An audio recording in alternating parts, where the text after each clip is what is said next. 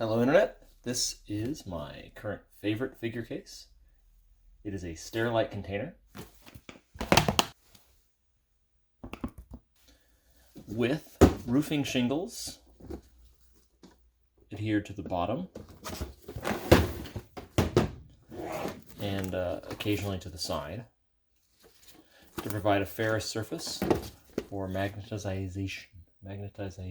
These figures have neodymium magnets in their bases. For some others, I've used vinyl sheet magnets. The thing I like most about these figure cases is the modularity of the sections.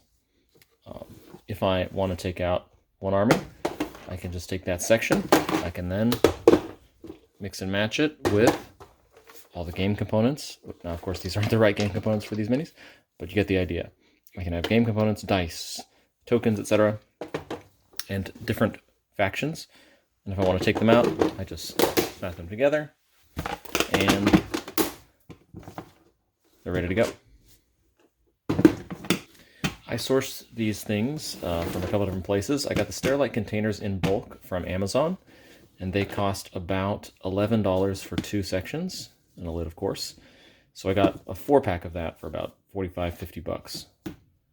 The shingles I got at a hardware store, Home Depot. They were about $2 for a large shingle, $1 for a small shingle that I cut to fit there. Double-sided tape. Extreme strength double-sided tape costs a pretty penny. It's about $20 for a big roll. I haven't used it all. I began using way too much and went through it pretty quickly before realizing that you only need a very small amount of this tape to secure the shingle. I used to be running it all the way along the length. Huge waste. I experimented with magnetizing a lid. It's a little difficult because this recessed area limits the contact point for your double-sided tape. So I added little bottle caps on a couple ends to keep it from kind of flexing too much. If it flexes back and forth too much, it was ripping off the double-sided tape. Again, it's of limited usefulness because they're not sufficiently deep to do 2 layers of most things. But for very tiny D&D minis, like little goblins and kobolds, you could actually do 2 layers. And so it has some potential uses. One of the downsides of this case is it's not quite going to fit your large minis. Even with this horizontal section that could accommodate a really tall mini magnetized to the edge.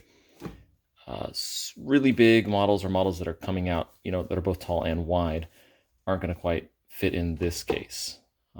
So there's one other case that I would combo with this if you were going to use it for a large Warhammer 40k army, for instance. And that case is